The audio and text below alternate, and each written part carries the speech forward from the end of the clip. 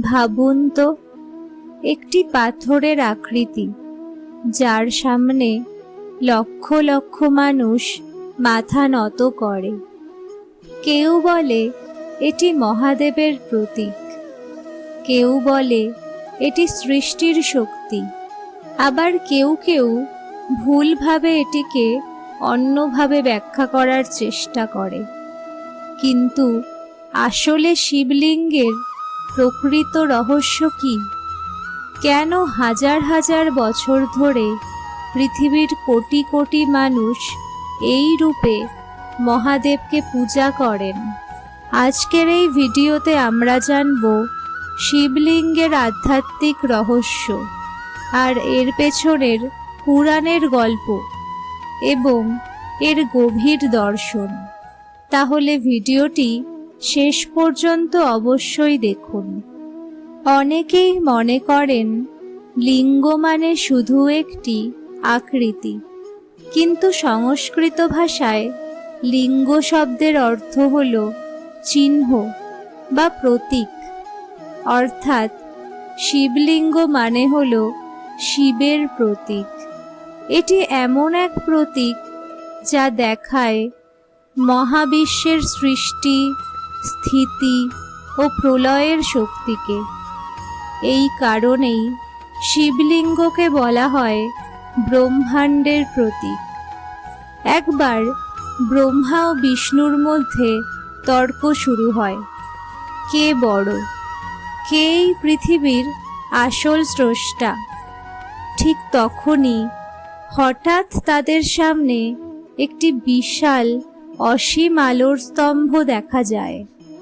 সেই আলোর স্তম্ভ এত বড় ছিল যে তার শুরু বা শেষ কোথাও খুঁজে পাওয়া যাচ্ছিল না।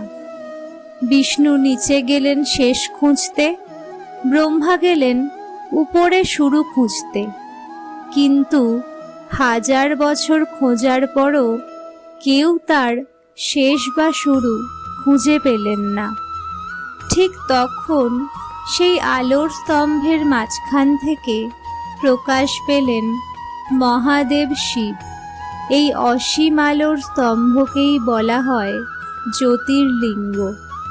এটাই ছিল শিবলিঙ্গের প্রথম প্রকাশ। এই গল্প আমাদের শেখায় শিব হলেন অসীম শক্তি, যার শুরু নেই, শেষ নেই। শিবলিঙ্গ শুধু একটি পাথর নয়, এটি বোঝায় তিনটি গভীর সত্য। ১. সৃষ্টি। শিবলিঙ্গ বোঝায় মহাবিশ্বের সৃষ্টির শক্তিকে। ২. চেতনা শক্তি। এটি বোঝায় সেই শক্তিকে যা পুরো ব্রহ্মাণ্ডকে চালনা করছে। ৩. পুরুষ ও প্রকৃতির মিলন।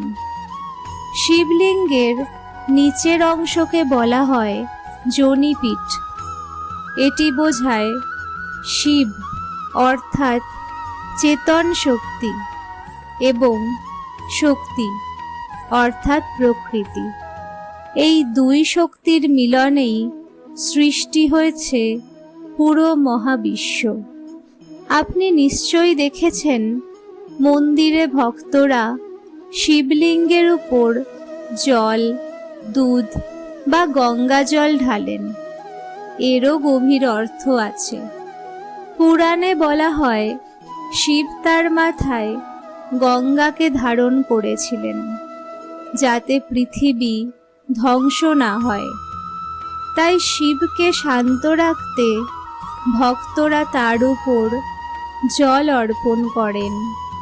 এটি বোঝায় ভক্তি, শান্তি এবং আত্মসমর্পণ। অনেক গবেষক বলেন শিবলিঙ্গের আকৃতি আসলে একটি শক্তির কেন্দ্রের মতো। মন্দিরের গর্ভগৃহ এমনভাবে তৈরি করা হয় যাতে সেখানে শক্তি সঞ্চিত হয়।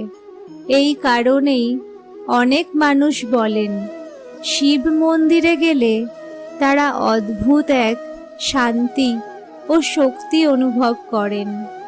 শিবলিঙ্গ শুধু পূজার বস্তু নয়, এটি আমাদের শেখায় অহংকার ত্যাগ করতে, প্রকৃতির শক্তিকে সম্মান করতে এবং বুঝতে যে আমরা সবাই এই বিশাল ব্রহ্মাণ্ডের ছোট্ট একটি অংশ। শিবলিঙ্গ আমাদের মনে করিয়ে দেয় সৃষ্টির শক্তি অসীম। তাই বন্ধুরা, শিবলিঙ্গ শুধু একটি পাথরের মূর্তি নয়, এটি হলো অসীম শক্তির প্রতীক, সৃষ্টির রহস্য এবং মহাদেবের চিরন্তন উপস্থিতি। যখনই আমরা শিবলিঙ্গের সামনে মাথা নত করি, তখন আমরা আসলে সেই অসীম শক্তির সামনে নিজেকে সমর্পণ করি। যদি ভিডিওটি ভালো লাগে তাহলে ভিডিওটি লাইক করুন, চ্যানেলটি সাবস্ক্রাইব করুন এবং বেল আইকনটি চাপতে ভুলবেন না। আবার দেখা হবে নতুন কোনো অনুপ্রেরণামূলক ভিডিওতে। হর হর মহাদেব।